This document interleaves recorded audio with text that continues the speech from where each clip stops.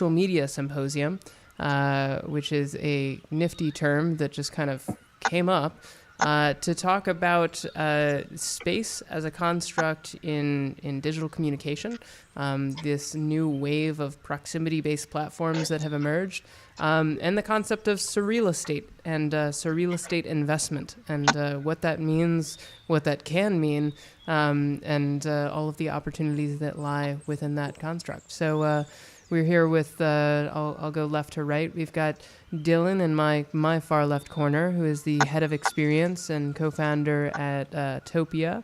We have John Z, who is the former CFO of Second Life, General Assembly, Assembled Brands, a whole bunch of other stuff that I don't have breath for, and also a founding citizen of One Inc. Cooperative. Skipping over myself, also a founding citizen, but going straight to Mr. Dan Liebeskin, who's co-founder and CEO of Topia, all gathering here today by our pixelated fire and here to chat about the future of the web. Super stoked. Thank you. Great to be here. Yeah. Thank you, everyone, for joining in. So, Dan, I'll let you kick it off, and would love to hear your story about why Topia exists through your lens and the personal drive that drove you to start coding at the beginning of quarantine. And I know it's a much longer story, so feel free to stack it up with context. Yeah, I mean, I'll keep it relatively short. Sorry, Daniel. Jinsu is going to be joining too. So awesome. That's great. Yeah, so I guess to keep it relatively short, I had a company called Body App back in 2014 that was using a very similar kind of technology, WebRTC, and similar to Topia, where we're trying to build a platform and tools for people to create worlds and then bring people together.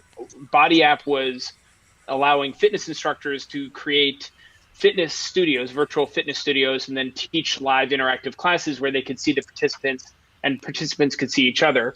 Fast forward, a few years, I was building a lot of things, had sort of a dev shop, consulting, building a lot of different products, getting really good at just building things rapidly.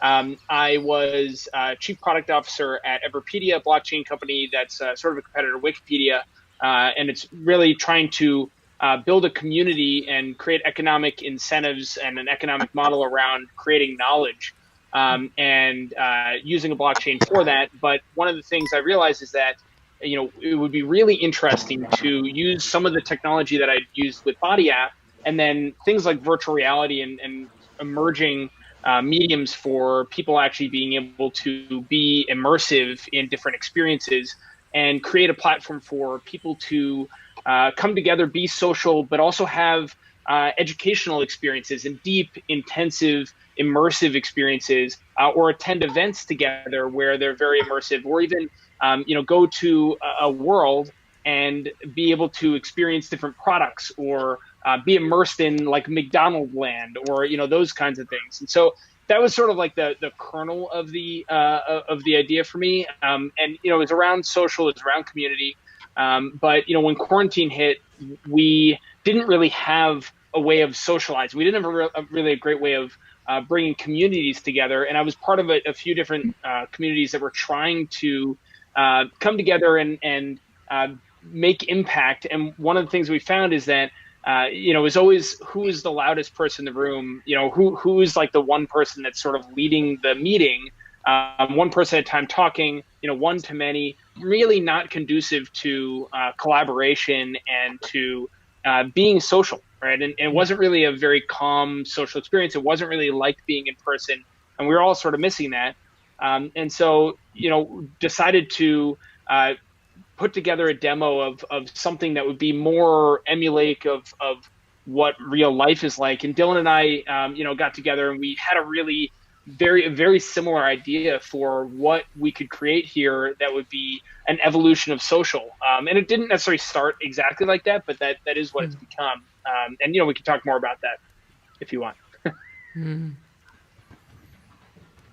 Beautiful. And Dylan, would you like to add to that? You have, I feel like, counteropposing story that just, every time I hear it, it just fits together, the two of you.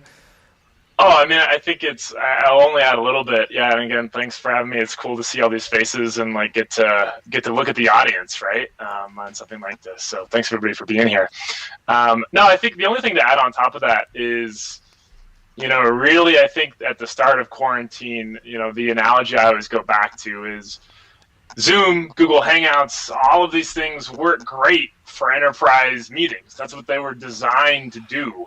But unfortunately, that usually just ends up as a group listening to the loudest or sometimes most obnoxious person in the chat, right? And the whole time it's just boring. You're not engaged. And so the analogy I always love is like, remember house parties, right? When it was like you walk in through the front door, you would say hi to people, you swing by the kitchen, you wave, and you end up having a heart-to-heart in the backyard until late, right? But when you go into a Zoom or a Google Hangout, or really the vast majority of solutions we have right now are always that enterprise software meeting. That's not what I want. That's like walking into a house and having everybody there in the front little room and only one person gets to talk. And you have to raise your hand if you want to go have a side conversation and have a breakout room like in Zoom, right? So for me, like that's always been the contrast, and that was really missing at the start of quarantine. And in addition, my background is actually coming from the video game side. So I've been in the video game industry for about 11 years, everywhere from working on top-grossing Facebook and mobile games to making co-working spaces to just help developers make games to working at platforms like Unity, which is like a game engine to help you make games and helping developers use data and harness the power of that to make their games more successful, whatever that means to them. And then previously Referium, where we would do like marketing strategies and influencer strategy and execution work on games like Fortnite before they took over the world. We would help them get set up and kind of gamify influencers to tell people basically about their games. So off of that industry, no matter what, you're always kind of there, and it's the video game industry, like it or not, is like, okay, point the gun and shoot. And so from my perspective, there's always been this little thing in the back of my head that's just like, what does that look like when it's not about shooting other people and instead you're having conversations? What does that game look like when the point is just to talk to people? And so over the course of years, it's always evolved and moved around. But, like Dan mentioned, when quarantine happened, when we saw this terrible use case of people being forced to socialize in these enterprise meeting software tools, that hurt my heart, and that hurt Dan's heart, that hurt everybody on the team's heart, and I think it hurts a lot of hearts after that. So that's why it's just been such this fun ride to make sure that we can engage, communities like Burning Man that actually reached out and said, hey, how do we add serendipity? How do we add that smile back into online connection? Or even, large companies like Asana or something that are having a huge moment for their company. They're IPOing, right? That's like one of the biggest days of the company's career. They don't want to just all be on Zoom. They want to engage. They want to chat. And so to see all these different use cases and all the crazy ways that we've got some folks here like Cutie, just using these tools of Topia in ways that we would never expect or even fathom to unleash that kind of creativity, I think has always been really exciting, and now it just propels us even farther forward. That is, I love the energy of that. And before we move on, I'm going to introduce Gene, who just popped up as one of our broadcasters. Gene is the former COO of Second Life and former VP of London Labs. Coming in with, and did I get that right? I'm just trying to figure out where you guys are. We are. My first time I believe you were a bit. We were a bit north. North, one of the great things about Topia is that occasionally, a little bit more north, you can change the laws of physics. And so currently we have five of us at the top of the screen that are in what we call Morgan Freeman mode. Which means that we can speak throughout the entire. But okay, too far north, way too far north. Yet come back to the 10. I mean, you can be anywhere. We'll still be able to talk to you. That's the beauty of Morgan Freeman mode. I think a good intro for Gene, Dylan, is keying off of something you just said. John, I could do my own intro, while I'm struggling with your goddamn platform. I'm full on ready to demonstrate the error of your ways even inviting me to this thing. but I appreciate the confidence that you have given me and that you have in your own platform, that you think that I'm just going to jump in here and figure out where to go. Oh, am I supposed to follow Anna Morris here? Oh, thank God, Anna. All right, help me. Oh, I'll follow you. You're going that way. We try. It's given me tremendous, flashbacks and PTSD to, trying to figure out how to move around in Second Life. So, thank you for the for the great memories. And I think that's the role that John and Brian have asked me to perform on this panel, which is the role of the old sailor from the Rime of the Ancient Mariner, where he just grabs every sailor by the jacket and tells each one the same story, and that's what happened to me when I first started working in virtual worlds. When we were building out Second Life and going out to all these conferences and saying, "Hey, virtual worlds are the new things." Every once in a while, some old grizzled veteran would walk up to me and say, "Kid, I've been doing this for 20 years, and the dream is still the dream, and it never approaches reality." And I'm like, "You're just a grizzled old man." And now I'm the old man, so this is the story. Yes, it's a circle of life, people. Thank you for inviting me into your panel. Yay! that's awesome. John, Dylan, you mentioned like, what's a game where there isn't a purpose, like a first-person shooter or to rescue the princess. And that reminds me, Gene, of course, of when Second Life was featured on The Office, and Dwight was walking around telling everybody it's not a game, it's not a game, and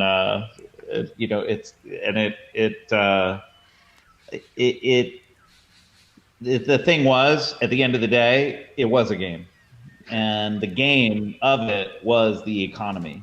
And I remember walking around Silicon Valley, going to Facebook and Google and Zynga and a bunch of those companies, right, Gene, and kind of trying to get our currency to leap off the platform into something else, but that never happened. We struggle. The game was interacting with the currency, and 60% of the revenue came from profitable in-world businesses. And I think Topia has the opportunity to enable the same thing. And so some context real quick is that, John, you are acting as CFO advisor to Topia, which objectively has been extraordinarily delightful to watch.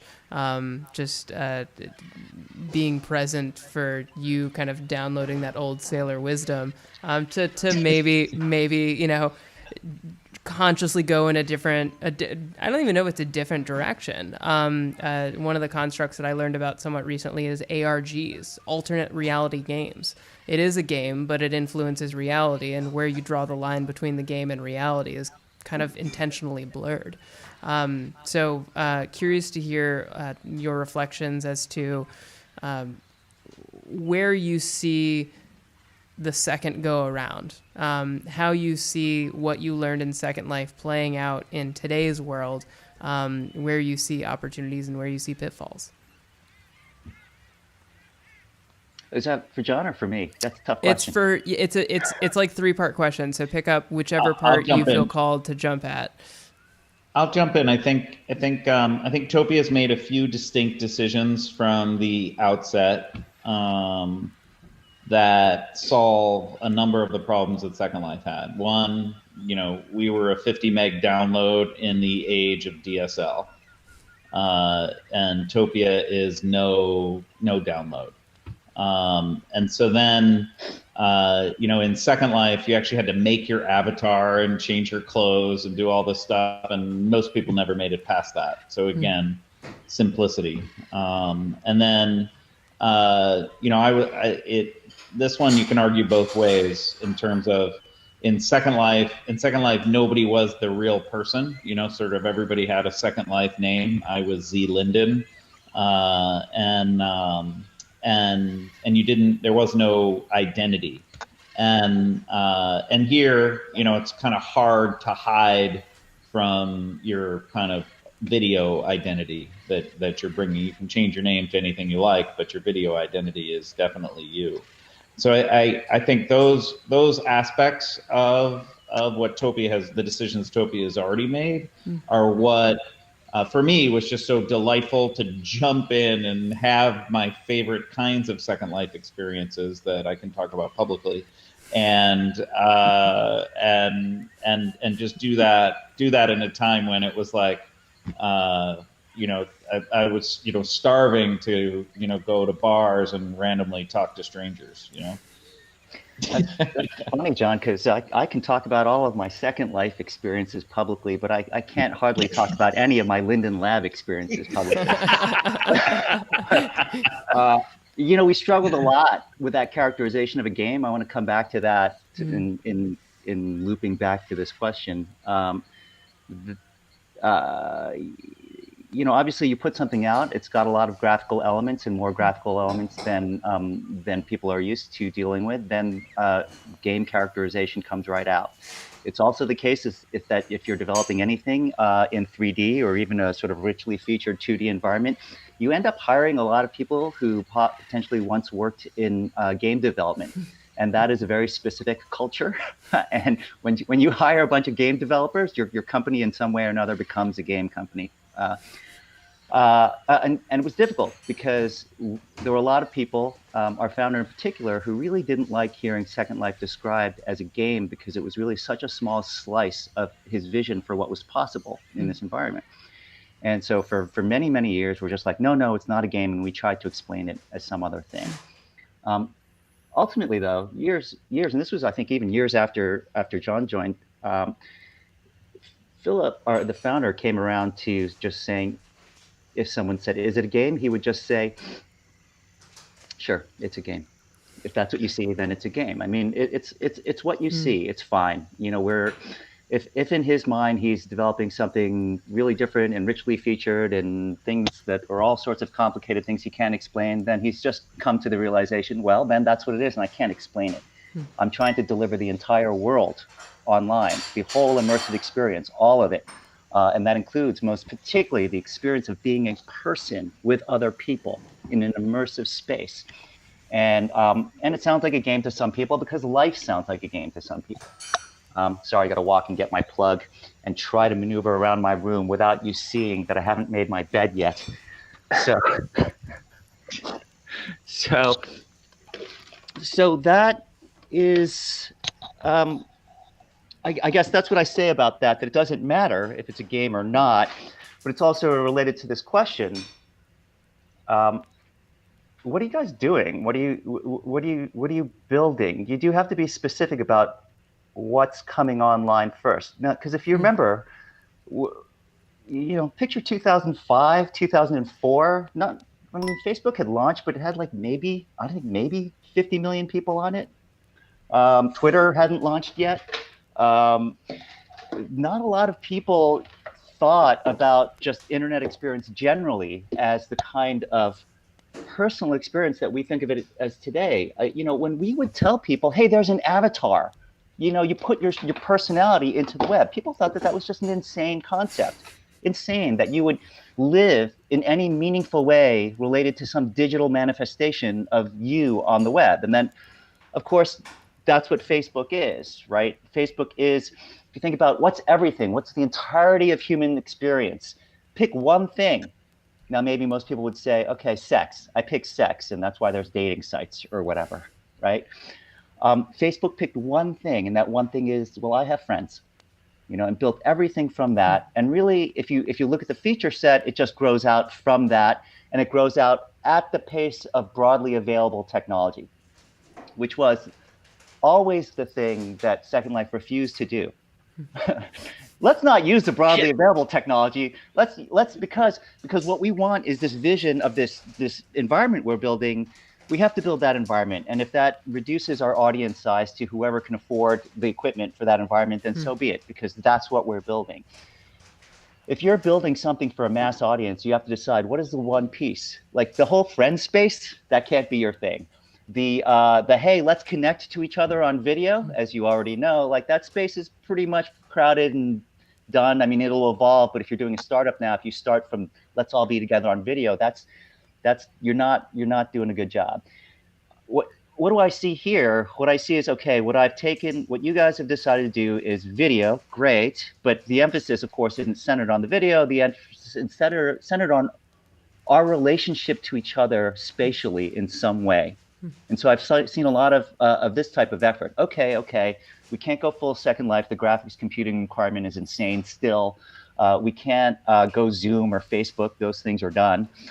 What are we doing? Well, we're going to do something. There must be these other elements, and one of them has got to be critical enough that builds a mass audience, right? And so this is always the question that I ask when I see these types of things.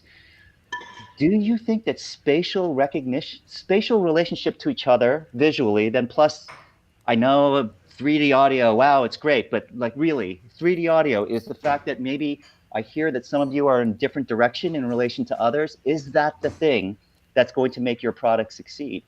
And honestly, I don't know what the answer is. I mean, I didn't know back then either, although if I understood this framework back then, I might have picked friends, you know?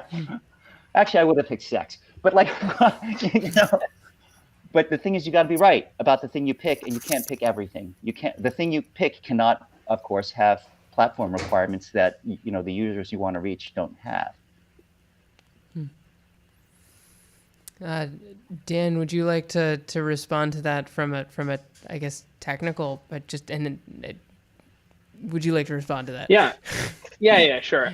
Gene, that's amazing insight, and I really appreciate you getting on and saying that. You know, it makes a lot of wheels turn in my head, and you know, I'm sure for everybody on the team that's the case.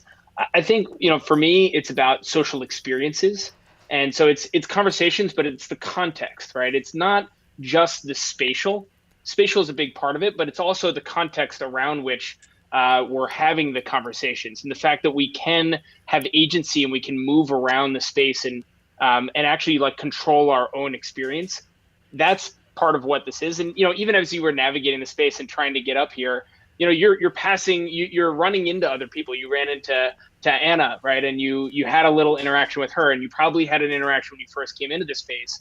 And then you navigated your way up here and you joined the group and the collective, and you joined this social experience, but you had a lot of other ones. And, you know, the fact that there are trees around and there's this tent, you know, that gives this sense of permanence to this particular space, and this, you know, the sense that we're supposed to commune in this particular location.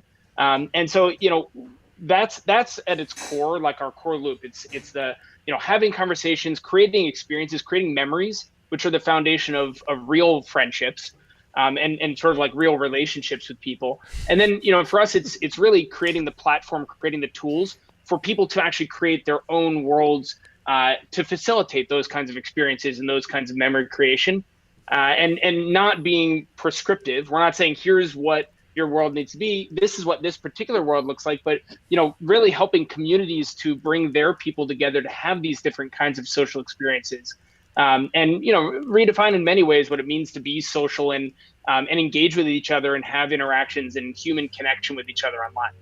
So that's maybe a lot, and maybe that's not just one thing, but to me, it feels like one system. By the way, Hope, I don't actually know what the topic or purpose of this panel is, so if I'm taking it in the wrong direction, just tell me, okay? But what I want to say about everything that you just said is that the most delightful and distinct part of the experience since I logged on was the fact that I got lost and I ran into Anna and she brought me to the right place. That was delightful. That happened, but it's over now. What is the rest of this experience about? And why is it different than being on Zoom with 10, you know, squares of live video on it? What do I need the rest of this for right now is the question, right? That's fair, Gene. I guess my response to that would be that we're in a group right now, and we're within this big context of this world. There are other conversations, there are other groups that are happening right now, and we're on a panel, so we're probably going to stick around right here because it'd be kind of awkward if we just walked away. But other people that are listening right now, they could go have a little one-on-one conversation while they're in the context of us, or they could go join another group that's also in the same world. And so, you know, it really emulates that experience of being in real, you know, in person in real life where there are lots of things going on, and you get agency. You get to choose which experience you want to have in any given moment. You're not just stuck in one, one-to-many conversation experience. I'm just going to be a jerk about this Be a jerk. because John and I suffered 4 years trying to figure out what was the thing. I have had 10,000 conversations like this, and with this lot of hand waving. To me, by the way, is not dismissive. It's a plus. I talk with my hands, but it's a lot of hand waving about like what is great and what's possible. But everything that you just said, I want to say, we can. There's no reason a 2D interface can't satisfy everything you just said. If it's about like the the fact of knowledge that there are other groups talking out there and they are some distance away, and I could maybe wander over and join them. Well, you could represent all of that with a panel of tiles, and perhaps in each tile that's not a video screen, there would be basically representation in some way of the other possible topics, and that representation could, of course, be just a couple of lines created by the topic participants. That it could be a constant stream of audio that's available if I click on that box. It could be a constant stream of automatic transcripts and an AI summary of other conversations that I could go and wander to. All of that would be fascinating. All of that would be interesting, and all of it is most easily implemented in 2D, which has the lowest cognitive load. We've talked about a lot. The lowest cognitive load on our users, right? The response that Philip would give to a question like I started with a little bit ago, well, what's this about? And he would, well, it's the delight. And he'd be right. I mean, not only did Anna lead you by the hand to show you where you guys are going to talk, but then you turned and looked up and realized there's a giant club floating in the sky, and you were going to go up there to have a virtual cocktail, and then you would go over to this underground basement where they're flying airplanes, things that are just impossible, right? And I would say, yes, that does sound delightful. That sounds amazing. And I'm sure that the 10 of our users who have the kind of computing power to experience that in an enjoyable way, this is going to be fantastic for them. I mean, this should be the nature of our conversation constantly. If you have a thing that you believe in, you have to justify why you're going to put the additional cognitive load on your users.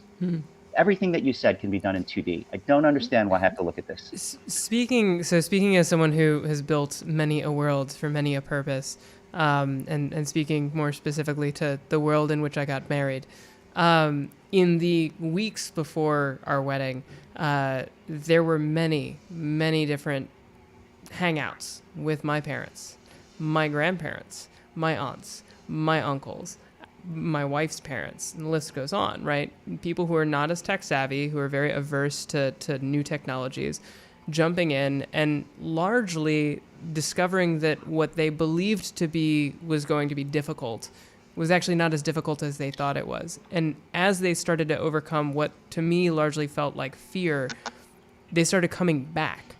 And so it became a regular occurrence that I would come in to change something at 8 or 9 o'clock in the morning real quick before our stand-up meeting, and come in to drop something, and I'd find my mom.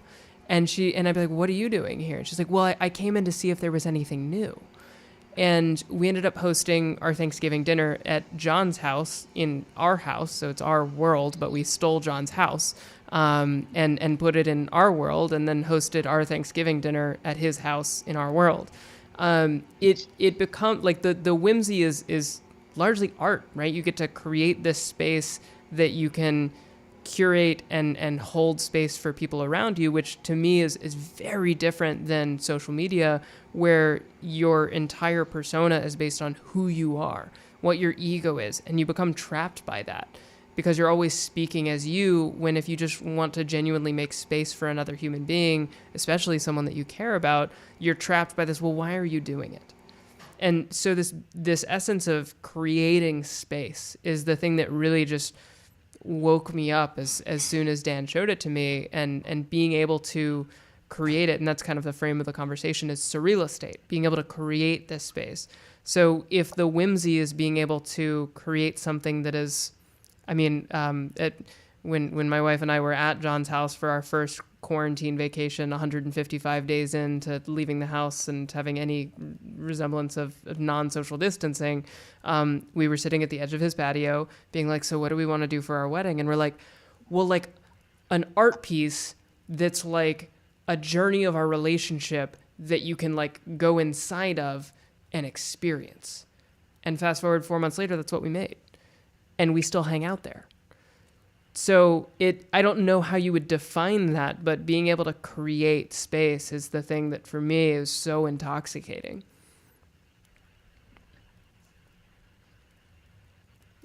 By the way, are other people supposed to talk? Because I could talk about like all the time, and I don't want to dominate. If anyone has questions, you can submit them to the panelist of your choosing by clicking on the blue envelope at the top left corner of their video.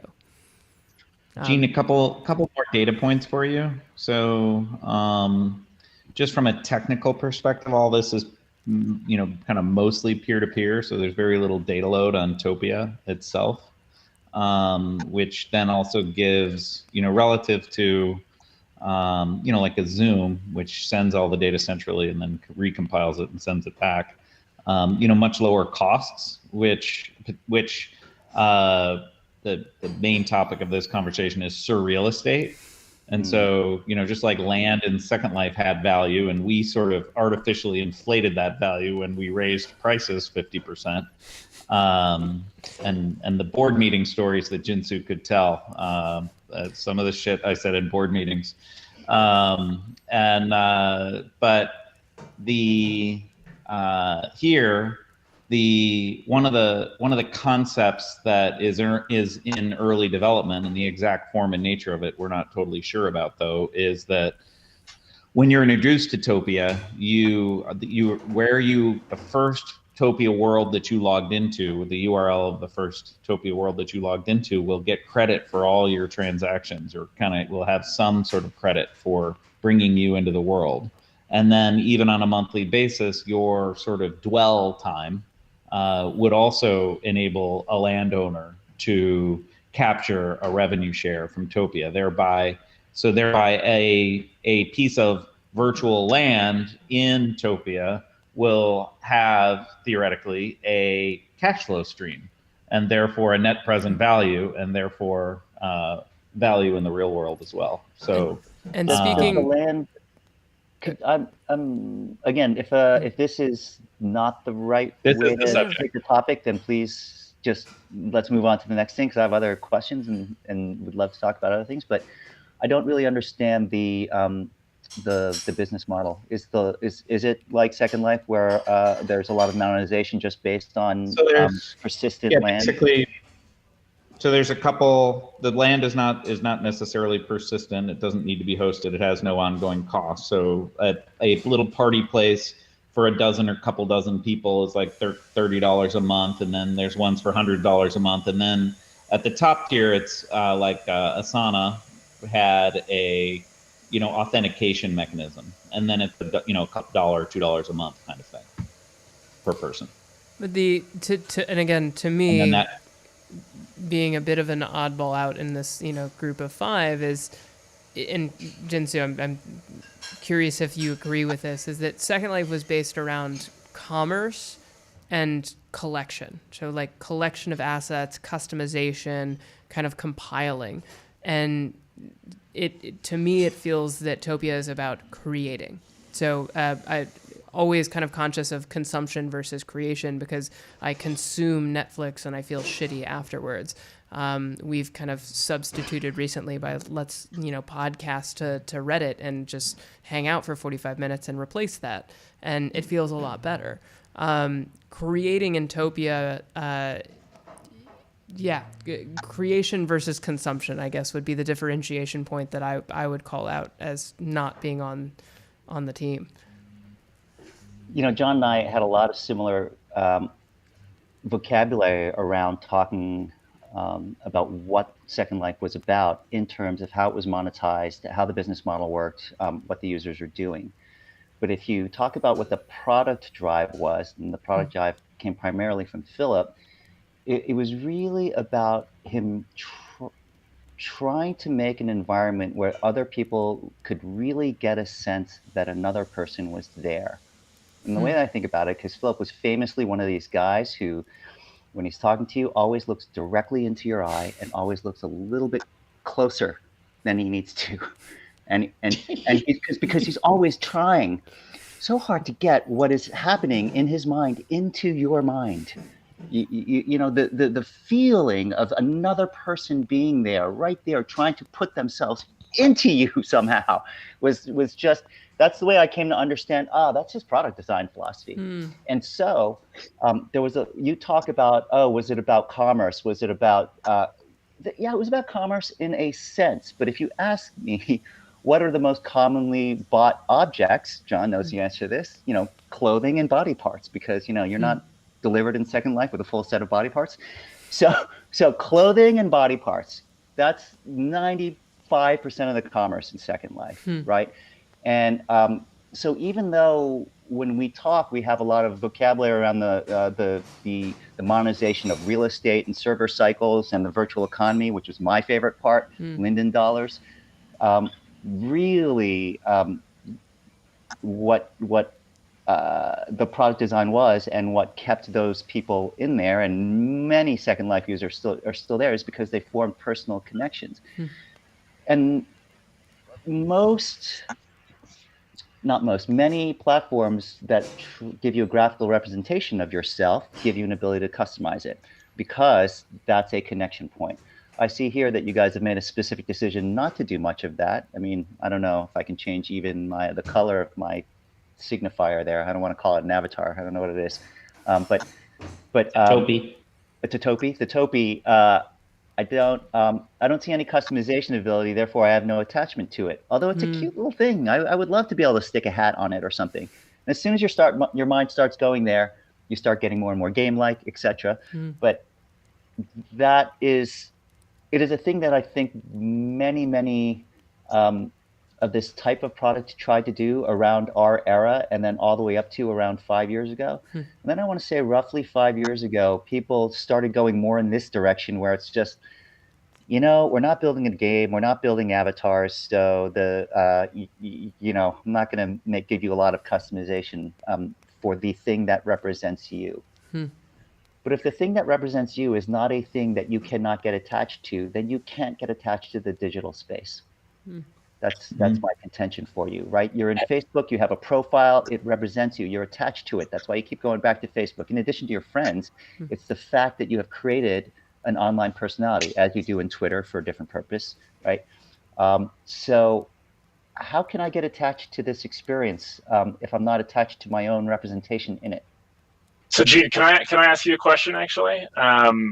And first off, again, love the insights there. And I would say that you know, this is something we talk about a lot in terms of, like John mentioned, our Topi customization. Right now, we love you know, that it's very gender neutral, very just vanilla. Everybody's, you know, very equal, if you will. And maybe we will add more of those features into the future, like throwing on a hat. But I think one thing that, at least for me, is a little different is the fact that there is now this new video aspect to it. Like, for instance, maybe is that association, and again, I'm coming from video game land, right? So I'm like full on game designer, all about it, love all the themes you're talking about. But does having a video change that equation for you? Because if you want to wear a hat, do you just want to put on a hat? Like, you're not wearing a hat right now. You can just like put on an actual hat. Like, does that, like we used to call it gamer avatar, like Link, totally understand. Does that equation change for you now that it's not necessarily, it's less about the Topi or the avatar, and it's more about you and your presence in the space? This is just for me. I'm not suggesting it's a good product idea, but I for me, it's critical in the sense that, look, here's the thing, and you want me to engage in a thing that's not the video that we're looking at, right? And whenever my eyes drift back down to that middle space, first of all, you've centered me, you know, so if you want me to not care that much about my avatar, then perhaps that's an error, because I always first look at my Topi, because I'm in the center of the screen, okay? And by the way, I'm having this interesting reaction, if I'm being honest with myself, going, why am I pink? I'm not pink. Like every time my eyes drift down to the screen, and it's not like I have like some kind of like toxic masculinity and I can't be pink, but pink is just not a color I wear that often, right? Totally understand. Yeah. So the fact that little bit of cognitive frisson is there, I would like to be able to satisfy that. And it is a very kind of natural activity. When I'm in a room with 8 or 12 other people, sure, often if I'm trying to be a good participant, I'm paying attention to everybody else. But the reality is, a lot of times I'm thinking about myself and my own shit. and maybe that includes thinking about what I wore that day to the office. But certainly now, if I'm trying to be mentally in a space, as opposed to just, I don't know, watching a video or something, if I'm mentally in the space, I do feel like I need to be able to muck around with this. Yes, I'm listening to you, but while I'm listening to you, I'm going to change my shorts. I'm going to put on a hat. I'm going to, in Second Life, I'm going to load up a Nerf gun or whatever. Right? I mean, we absolutely. And just for the record, I was just curious on if that equation changes. I mean, coming from my perspective, like I very much want to be able to wear a wizard's robe in here, right? Because that's just my personal style. So I'm definitely, again, aware of that gamer avatar link. I love it. I'm more of just curious on how that changes. But it sounds like a great response of, people like thinking about themselves and then doing this, and that's how you're feeling right now. So the subtle signaling is amazing. We would have these meetings. John was in many of these. Everyone's wearing their fantastic things. Somebody is talking. You're not really directly involved in that part of the conversation, but you're reacting to it. You have, brought out your bow and arrow because you're not really happy about what the person is saying. You've indicated in a non-intrusive way, which that person can see, that there are things. You're putting all these cues that people actually they do want to pay attention to. It's not a distraction to the conversation. They actually want to pay attention to these cues that you are giving them by just sort of maintaining your avatar while people are talking. And I love that, Gene. In fact, I know this is your first time on the platform, but those cues, I think, are so important. One of the things that maybe some of our newer users learn to understand is it's just the most simplest version of that. We're planning more in the future, but your aspect of cues just resonates super well. In fact, if you right now, you'll notice that I think maybe Daniel is actually sitting down, right? We have people who basically come into the space, and right now, if you click on yourself right there in the center of the screen, you can sit down to kind of indicate, right? And notice this is not some transient Fortnite dance emoji that comes up, right? This is you indicating a cue, almost a stance, if you will, that says, hey, I'm sitting down, I'm here to give you, my presence, compared to even like just standing around talking. That kind of feels like a networking event. It feels like maybe you're ready to move on to the next spot. But by that simple action of being able to sit down, you're kind of cueing to the rest of the group, hey, I'm here for you. I'm here to chat.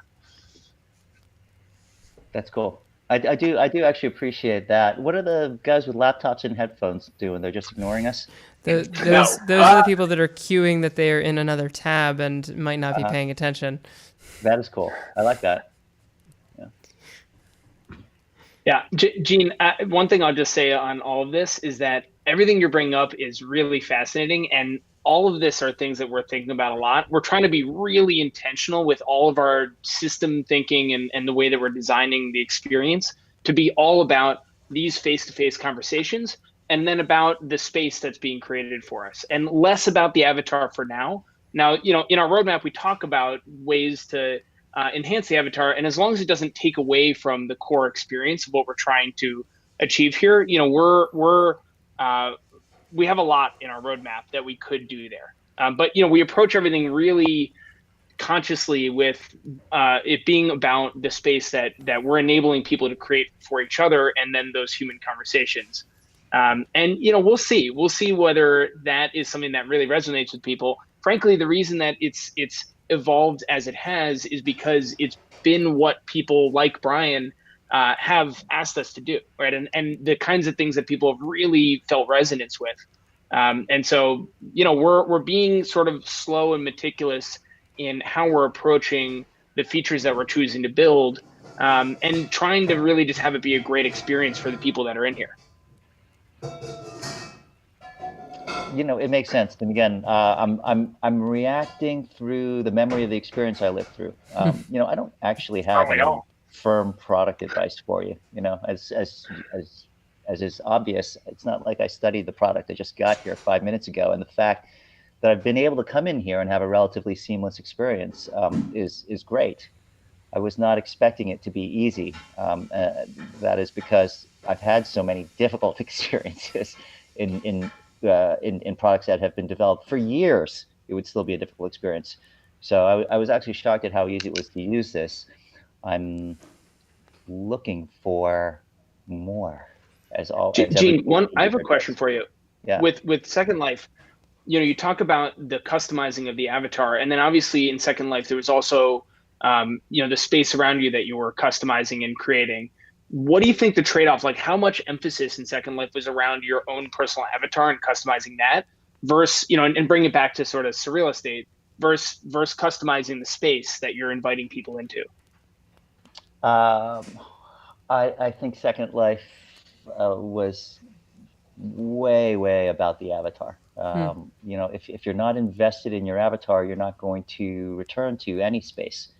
The spaces, the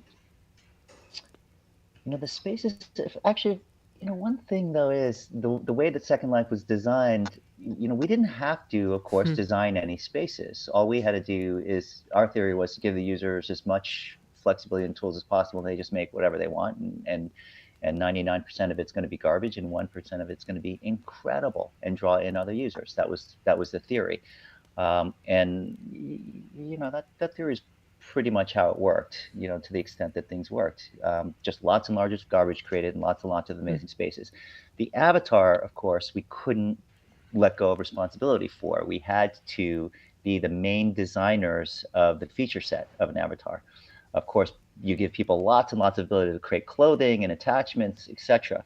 But kind of the core, like what even is it, was something that, for a variety of design and technical reasons, we had to center on. I hear that and kind of hear this notion of eco is greater than ego. And I mean, I'm wearing a fictional character t-shirt, that should say enough. One of the things that you said, Gene, earlier was something that I had actually asked Dan and Dylan for as a feature, is being able to, not sell a world and not rent the world, but allow you to place an object. So if you wanted to plant a Gene flower, a Gene tree, or a memorial, which could be linked to someone, giving you the ability to co-create, in the case of my wife and I, our art. So in that sense, I'm hearing what you're saying and hearing, if it's not the avatar that's the focus of customization, but rather the space, if you then have a vested interest in our home because you have a plant there. And actually one of the things that we joked around about a while ago was like having a plant that you had to water, which meant that if you planted a plant on our land, then you'd have to come and hang out with us and water it. And we would love that because you'd get to come and hang out. So I'm just noticing these differences between, really it is the avatar. It's the notion of ego versus ego. Is it about the person, the being, the person that's going through the space, or is it about the construct of the space itself? I really don't know how to solve the problem. I'm just very convinced that you have to be very clear about what problem you're trying to solve. That was less of an ask for a solution, more a, do you want to buy a tree? No, it's just listen, if the problem you're trying to solve is how to get people more attached to the space, and maybe one line of suggestion comes up, well maybe I get them attached to their avatar and then they want to visit interesting spaces. Okay, no, maybe not. And then you go, okay, well maybe I want them to be able to plant a tree or something. My only thing there is, again, you place a burden on users if, in order to get more involved, they have to do work, right? So think about ways to leverage your way up into that experience. What do people already have that they're willing to leave there? If I was to come into a digital space and somebody said, hey, thanks for coming, give me your favorite picture, great. This is a digital asset. Is it an asset that I'm already attached to? Because it's, let's say it's a picture. Let's say they ask for a picture of a dog. Give me a picture of your dog if you have one. You know what? Any dog owner will do that. They visit a digital space, they drop in a picture of their dog because they think it's cute, but they're attached to this dog, right? And then it's there. And then what did they do with it? I don't know. The next time you come back to it, there's a hall of fame of awesome dogs, and there's a digital space and a wall full of dogs, and this person's like, oh my God, I'm attached to the space. And they didn't have to do any work because they already had the picture. So again, don't take any product ideas that somebody just makes up as they're talking to you. But well, I'm tempted, Gene, to drop a picture of you right now into the space, which we can totally do. Yeah, and actually that's cool too. Like you walk into a space, and because Brian, get me admin rights. Right, you've got the newly integrated video product. You're walking in, and there's a little like arch, and you walk through, photo booth, bang, and you see that a picture of you goes onto the wall. That's kind of awesome. Now I'm on a space. Maybe you can elect to delete it, maybe not. I'm playing around with it and futzing with it. Like, why is my picture on the wall while we're talking about this? That's amazing. I'm attached to the space now, right? Like, I don't know. You want to, again, create experiences that cause people to create or donate digital assets that attach them to the experience. Boom. A good picture, though, man. Right. Sorry, Gene. Sorry. I'll get rid of that. We could take another one later. Okay. Yeah. And Dan, I think you might have beat my speed record for dropping an asset. Quick draw. Any questions before we wrap up right here? We had a bit more time. I think, yeah, Brian. Brian, the other Brian. Yeah, the other Brian. I'm not on the panel. I have a community question. This is yet again for Mr. Gene here. I'm just loving all of your comments. It's really a cool perspective. So I think you have a special perspective because this is your first gut take on this whole platform. And I've been learning a ton more about Topia over the course of the day as well. If you take the example of, as cute as it is, signaling that you are present, that you're chilling, you're stopped in. Maybe you might even take that to like, I'm here, I'm creating space for whatever experience is here. That cue of signaling that your little Topi is sitting, that carries some power. I'm curious what other types of poses or configurations of this you might even suggest. Like, just what's your first gut take of like a handful of different things we might be able to put in there? Well, there's like two lines of thought went through my head. One is and I don't know that you, or I doubt, I guess, I don't know why I'm trying to preface this because I have no idea. Enterprise use case, of course, is meetings, right? And so when I think about the meeting case, I want to be able to express things that I might feel in meetings, like boredom and anger and disagreement and agreement and those types of things, right? I mean, that's sentiment indicator that are relevant to the type of discussion that you intend to be having. That's kind of an obvious vector. And then the other vector that I think is fascinating is the side conversation that is also somehow semi-public. What was cool a lot of times with meetings in Second Life is that we would also have a constant IRC basically running, and everyone in a meeting would be able to type, and everyone would be able to see everything that was being typed about the meeting in the meeting while you were having it. And this was especially great if you were in a large meeting, which is usually unwieldy, and you try to avoid those, but sometimes you have to have them. People don't want to raise their hand. They don't want to come up to the mic, but everybody's willing just to chatter.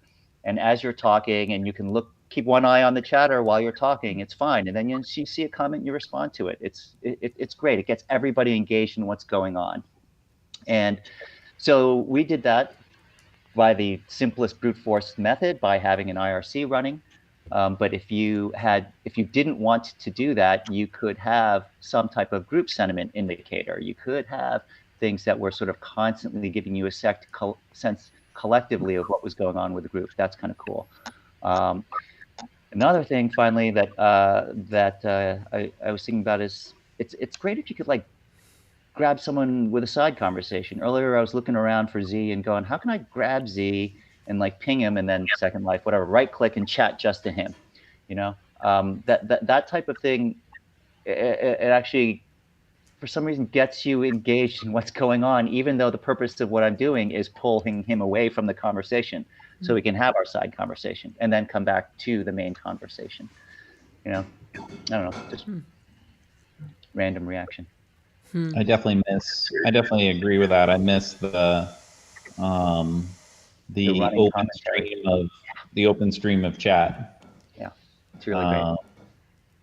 And then the other, I mean, we had God mode, so we could just yank people out of the world from, into another place. But then also, no matter where you were, you could message a person directly and find out where they were. And then they could also, the other thing that we couldn't do here is I couldn't drop you like the coordinates in topia.io/hunter. So those are the characteristics that made some things in Second Life easier to do than they're currently able to do in Topia.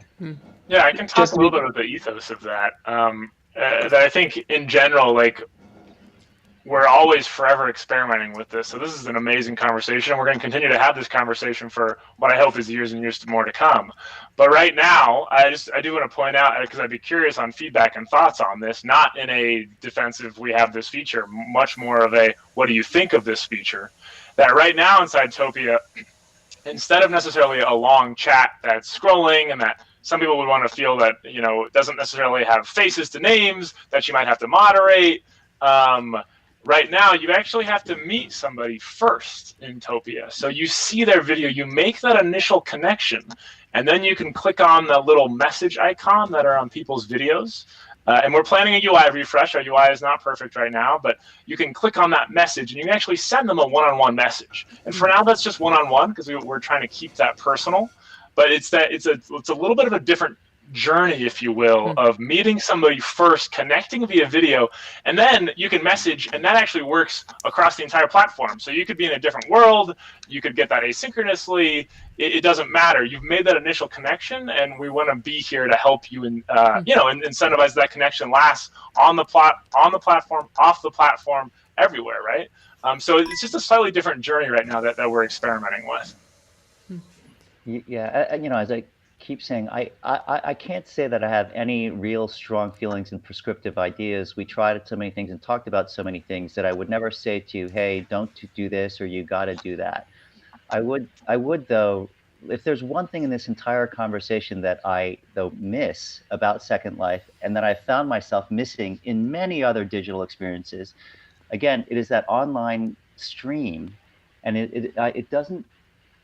I am confused as to why I've never really seen another product do this in this very specific way, meaning just have an open, visible box to everybody where everybody can see what's going on. Now, of course, in Zoom, you can open a comment box, right? But that is a side experience. It's not integrated into the experience. And when you go into the comment box on a Zoom conference, you essentially have removed yourself from the conversation.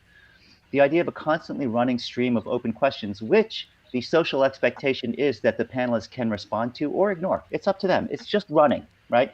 It fundamentally changes what's going on. Like I just noticed that, this nice red indicator on the envelopes shows that there are some messages, and Meow Meow had a question, which I think we addressed, but I didn't realize we were addressing. I don't know if any of you were addressing it.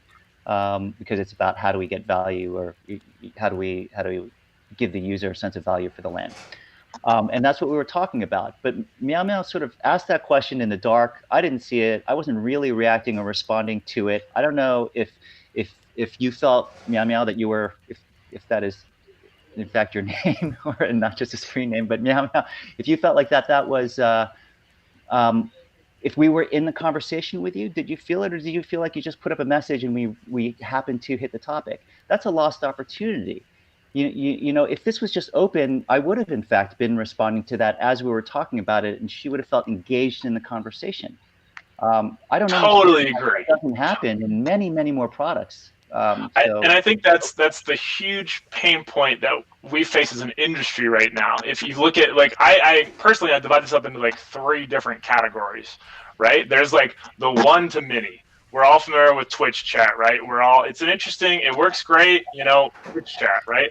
And then on the other side of that, which I don't think really exists, which I think we were talking about a little bit before you arrived, more on this one-to-one experience, the serendipity aspect of, I used the analogy of a house party earlier, where you walk in, you say hi to that friend, you move, you say hi to a different friend, and it's a little bit more of that natural organic group conversation on each sides of the spectrum. And then there's this tough in-between middle zone as well, right? I think one to many's been dominated, one-to-one is still getting figured out. And there's this like 1 to a few or 1 to a dozen, if you will, that we're in right now, which I agree. There are a lot more features where if we want to be, hosting panels and being, software that's specifically designed for that middle group there, of course we want to be hearing meow meow and seeing that chat. Now, is that a never-ending IRC panel that happens on the right? I think there's better UX examples where we can do that.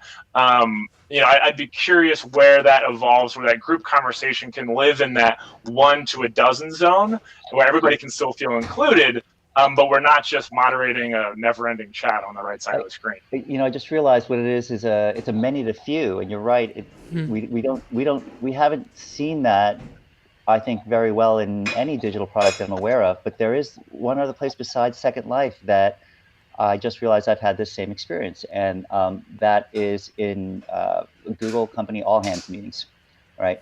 The company executives are up on stage, and next to the stage, there's a giant screen just displaying the questions that are running from the audience, and of course, people can vote them up, and the execs will look up on the screen, and some questions they'll take, some they'll ignore. It's all perfectly socially acceptable, just like, okay, I'll answer that one, not that one, and it gives the entire audience a sense of engagement. And of course, the fact that you can just go on and vote questions up, every single person is invested in this many to few conversation.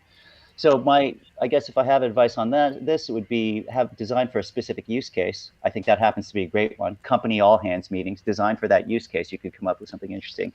It doesn't have to be commercial like that or enterprise like that. It could be an Ask Me Anything. Can you make a live Ask Me Anything experience that is a richer experience than that Reddit stream? For God's sakes, tens of thousands of people get on a Reddit to watch a guy answer questions in text. Like, you can't beat that experience here. You got to be able to beat that. I think we can. Yeah. My wife and I have been enjoying live streaming to Reddit, and I credit at least the majority of the experience that we've had to these ridiculous microphones, because essentially, if you say anything nice and soft, then everybody magically wants to listen, regardless of what you're talking about. And Reddit is great because we just go on on a nightly basis to just read to the internet. And it's a lovely kind of process, but we're doing it from within Topia. So we go into our world and we stream us reading from within our world, and then we have the link there where people can jump into our world and hang out with us if they so choose. And the thing that kind of came up for me with that was I think I've mentioned something like this before, is being able to talk to a tree. When we used to be able to have friends come over to physical space, a friend would come over and our apartment's weird and delightful. And so I love this. Oh, that's so cool. Being able to remark on things.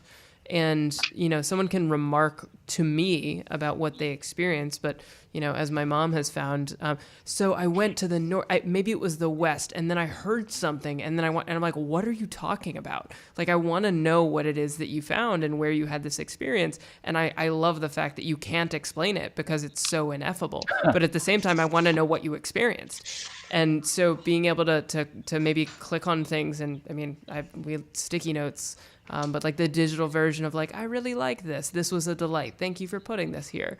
Being able to interact with the space in the same way that you would interact in real life. But I think, again, that just back to what I was saying at the beginning is I struggle to call it like an addiction. It is something I compulsively, like, I want to do is make space.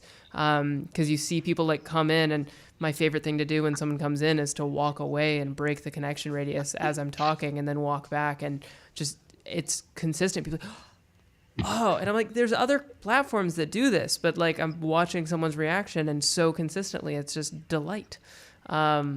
So yeah, I don't know, more to explore for sure. And I mean, I think we'll get some laughs out of this comment. I appreciate the vagueness of your responses, knowing that specificity would be errant. That's a good way of putting it.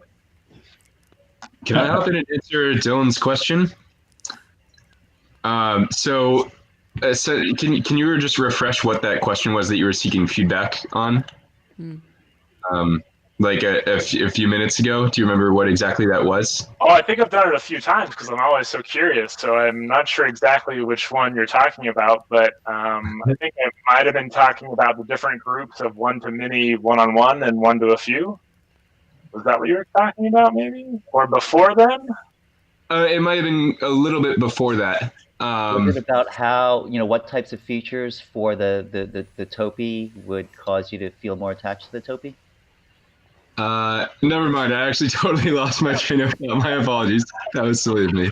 Sorry, Brian. No worries. Feel free to jump in next time. Just would love to hear it. And again, I know that we're 15 minutes over on this panel, but if anything, I just want to say, we're real people behind these screens and behind these emails, right? So if you have more questions, if you have more thoughts, feature requests, crazy ideas, we would love to hear it. We read every single word of that. So, I'm just Dylan at topia.io, spelled like my name. Feel free to reach out, say hello. Awesome. Also recovered the train of thought. Anyways, so I think what the question was, what are the trade-offs in terms of, with the specific example of you have to meet somebody in person first, right? You can't just chat with somebody. You have to, make the video connection first. You have the personal connection. I think this is, naturally self-evident, but an important use case, I think, for where you guys are trying to go. Where that fails is in conference settings.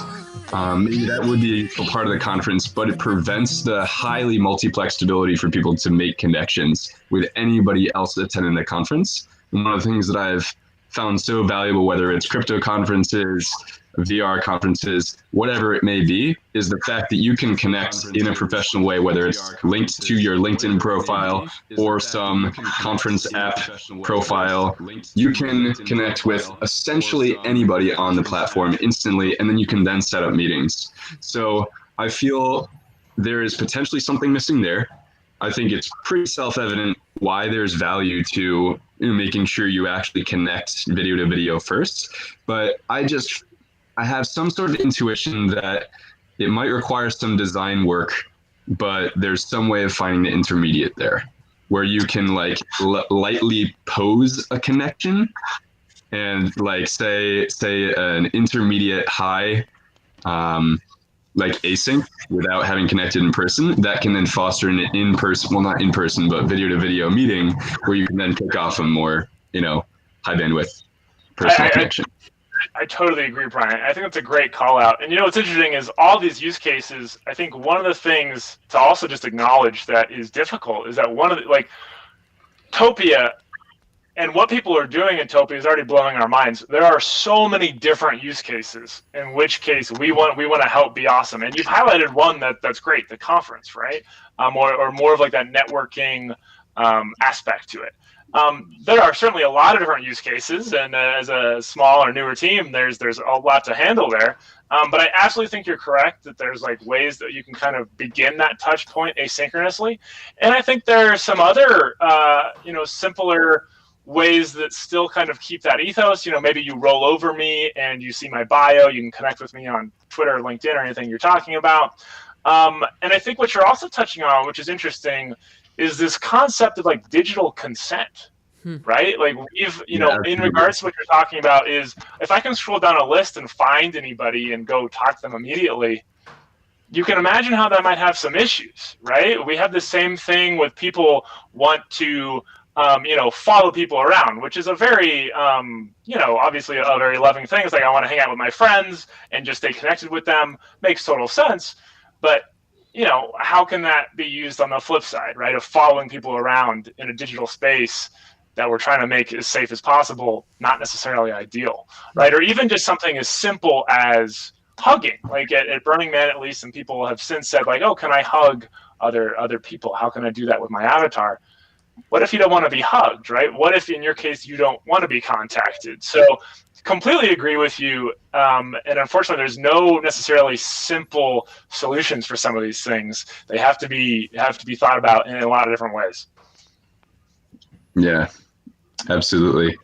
And I also think to extend that a little bit further, especially with this concept of digital consent, I think the ways that the platform shows up to the user, the first time user and the experienced user, definitely shapes how people behave and express their data, per se, if that makes sense, and how that cultivates behaviors people utilize themselves and then kind of anneal to as a collective or within a community. So people, to be concrete about that, in a conference setting, if it's easy for people to just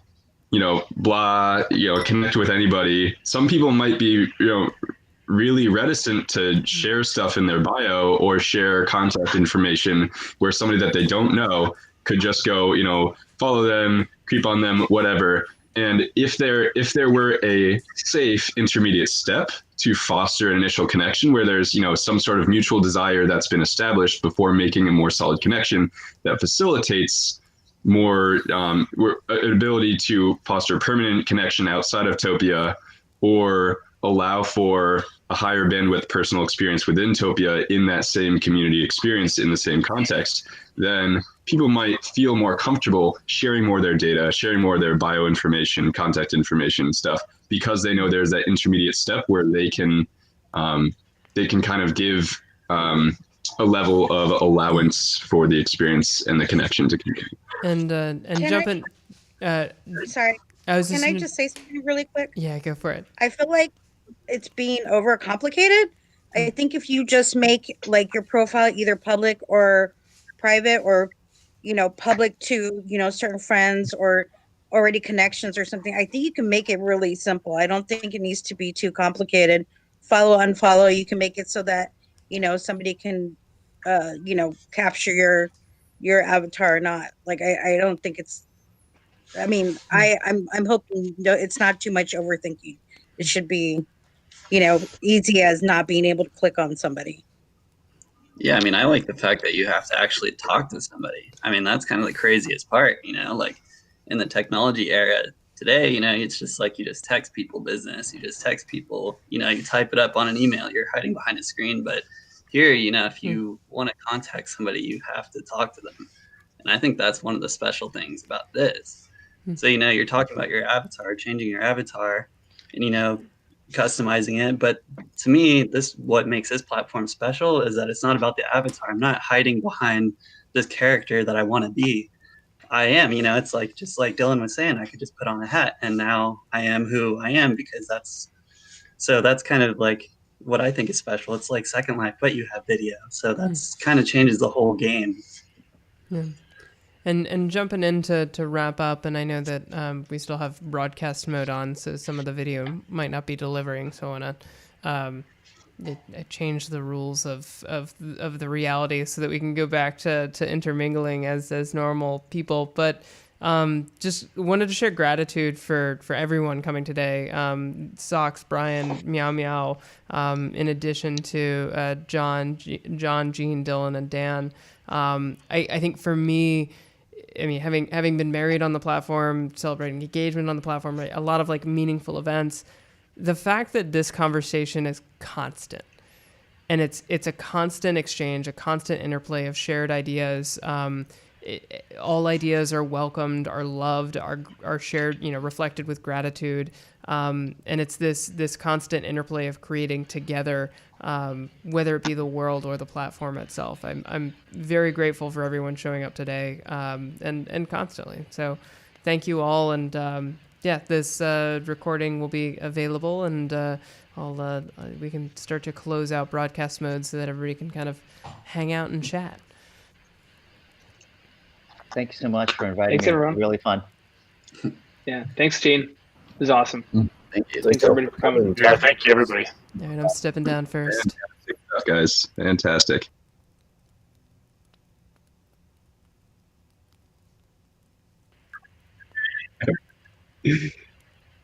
Digital dinner party, pandemic picnic. Nice. Cool. Thanks, guys. That was a fantastic panel. Thank you to Dan, Dylan, Brian, John, Gene. Good stuff, everybody. And thanks for putting this together, Brian. All the stuff. Very appreciative of all of you. Thank you. Good And times. thank you for being our third Brian in world today. Let's go.